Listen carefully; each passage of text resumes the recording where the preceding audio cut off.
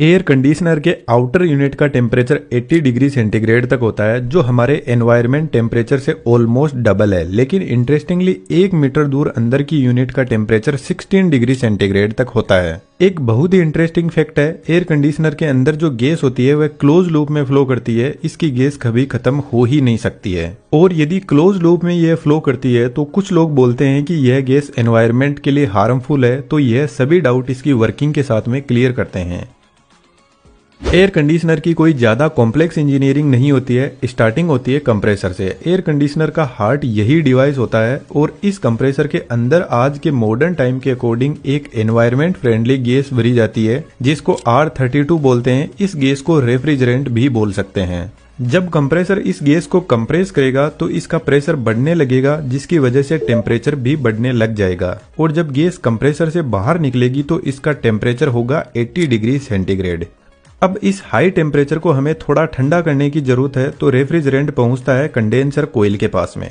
आज के टाइम में एसी के ऊपर 100% कॉपर कोयल लिखा रहता है, तो कंपनी इसी कोयल की बात कर रही होती है, क्योंकि कॉपर कोयल की हीट एक्सचेंज क्वालिटी बहुत शानदार होती है, तो ये गर्म और ठंडी बहुत जल्दी हो जाती है। इन इतनी लंबी कोयल से जब रेफ्रिजरेंट फ्लो करेगा तो ठंडा होने लगेगा, और इस कोयल से हीट को जल्दी बाहर निकालने के लिए एक फैन भी लगा रहता है। जब रेफ्रिजरेंट कोयल से बाहर निकलेगा तो इसका टेम्परेचर 50 डिग्री सेंटीग्रेड तक पहुंच जाएगा, लेकिन कंडेंसिंग कोयल के पास में जो गैस कंप्रेसर से मिल रही थी उसको यह लिक्विड में बदल देगा।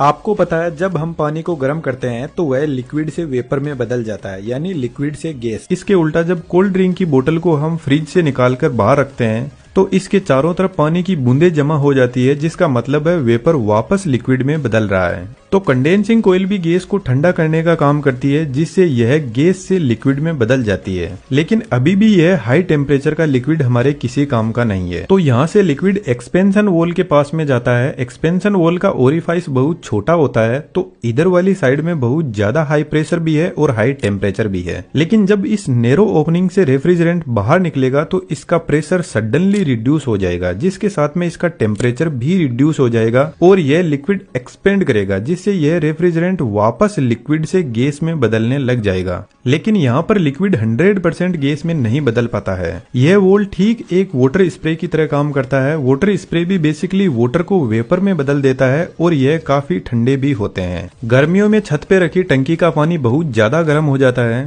तो उसको ठंडा करने के लिए शावर से आपको पानी का टब भरना होगा, और आप देखना पानी का टेम्परेचर काफी रिड्यूस हो जाएगा। अब यह एकदम ठंडा रेफ्रिजरेंट जाता है हमारे रूम में लगी हुई इवेपोरेटर कोयल के पास में। यह कोयल भी कॉपर की ही बनी होती है, जो हीट एक्सचेंज का काम करती है।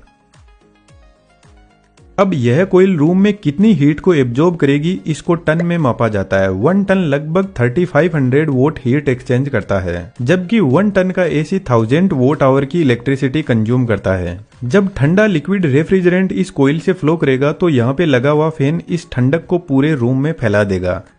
जिस तरीके से कोल्ड ड्रिंक की बोतल के चारों तरफ पानी इकट्ठा होता है, ठीक वैसे ही इवेपोरेटर कोयल काफी ठंडी होती है, तो इसके चारों तरफ भी वाटर के वेपर इकट्ठा होने लग जाएंगे, जिनको साइड में कलेक्ट करके इस पानी को बाहर निकाल दिया जाता है। इसी फंडे को यूज में लेकर बारिश के मौसम में बहुत ज्यादा नमी हो जाती है, तो एयर कंडीशनर रूम के अंदर की नमी को भी सोख कर बाहर निकाल देते हैं। और ऐसा हमारे साथ में भी होता है। जब हमारी स्किल का लेवल एकदम वीक होता है तो लाइफ हमें एकदम च्युइंगम की तरह चबाकर फेंक देती है। कोयल रूम को तो ठंडा कर रही है, लेकिन रूम की जो गर्मी है उससे इसमें फ्लो हो रहा रेफ्रिजरेंट धीरे धीरे वापस गर्म होने लगता है। और अभी मैंने आपको बताया कि एक्सपेंशन वॉल लिक्विड रेफ्रिजरेंट को 100% वेपर में नहीं बदल पाता है, तो रूम के अंदर जो गर्मी है उससे रेफ्रिजरेंट वेपर में बदलने लग जाता है। लेकिन जब रूम ठंडा हो जाता है तो यह कोयल भी इस रेफ्रिजरेंट को पूरा वेपर में नहीं बदल पाती है। अब इवेपोरेटर कोयल से यह मिक्स्ड लिक्विड और वेपर पहुंचता है कंप्रेसर के पास में, और जैसा कि इस डिवाइस का नाम ही कंप्रेसर है, तो इतना तो हम दिमाग लगा सकते हैं कि सिर्फ गैस को ही कंप्रेस किया जा सकता है, लिक्विड कंप्रेस नहीं होता है। और बाई चांस ये लिक्विड कंप्रेसर में पहुंच गया तो कंप्रेसर ब्लास्ट कर जाएगा, और ब्लास्ट नहीं हुआ तो कंप्रेसर के अंदर capacitor start single phase induction motor लगी रहती है, वह जल जाएगी लिक्विड से। तो हमें कंप्रेसर को सेफ रखना बहुत ज्यादा जरूरी है।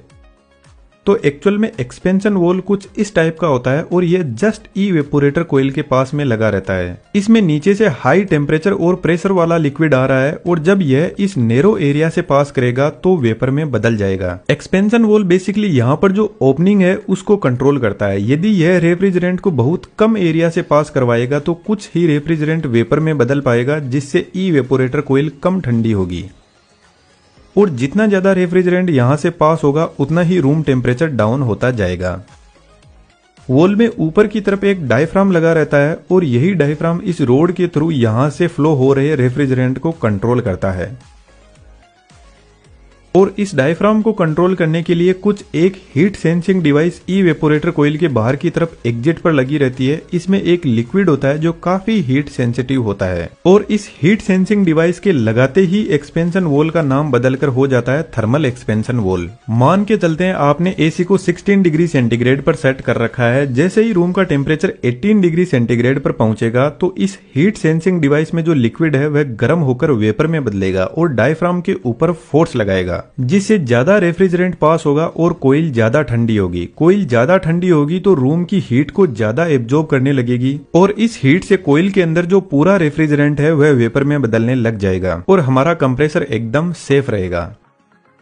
बेसिकली कंप्रेसर कंडेंसिंग कोइल के एकदम पास में लगा रहता है और आज के टाइम में स्पाइरल टाइप कंप्रेसर भी एयर कंडीशनर में यूज होते हैं जो काफी साइलेंट और स्मूथ होते हैं। इन सभी टाइप के कंप्रेसर की मैंने इस वीडियो में डिटेल से बात की है तो इसको आप यहाँ से देख सकते हो। यहाँ पर दोनों पाइप, एक जिसमें कंप्रेसर से इवेपोरेटर की तरफ लिक्विड जा रहा है और दूसरी जिसमें इवेपोरेटर से निकलकर वापस कंप्रेसर के पास में जा रहा है, यह दोनों पाइप एक दूसरे के पास में सेट की जाती है। इसके पीछे रीजन है, इधर रेफ्रिजरेंट कंडेंसिंग कोइल से आ रहा है जो अभी भी काफी गर्म है और रूम को ठंडा करने के लिए जा रहा है, तो इधर वाली कोइल से थोड़ा बहुत यह भी ठंडा होने लगेगा और इधर वाली कोइल से रेफ्रिजरेंट कंप्रेसर के पास जा रहा है तो यह गर्म होकर पूरी तरीके से वेपर में बदलने लगेगा, जिससे ओवरऑल एयर कंडीशनिंग की एफिशिएंसी बढ़ती है। अब एक सबसे इंपॉर्टेंट क्वेश्चन, वीडियो को पॉज करके कमेंट में जरूर से लिखना, क्या आप बता सकते हो कि यहाँ पर कौन सी डिवाइस है जो कूलिंग को कम ज्यादा कर रही है? यदि आपका आंसर थर्मल एक्सपेंशन वॉल है तो आप गलत हो। थर्मल एक्सपेंशन वॉल बेसिकली यह डिसाइड करता है कि कंप्रेसर के पास में लिक्विड पूरी तरीके से गैस में बदल कर ही जाना चाहिए। यहाँ पर बेसिकली टेम्परेचर को कंट्रोल हमारा कंप्रेसर ही करता है। जब हम एयर कंडीशनिंग के टेम्परेचर को कम ज्यादा करते हैं तो बेसिकली हम कंप्रेसर की मोटर की स्पीड को कम या ज्यादा कर रहे होते हैं। जितना ज्यादा कंप्रेसर रेफ्रिजरेंट को पंप करेगा उतनी ही ज्यादा कूलिंग होगी।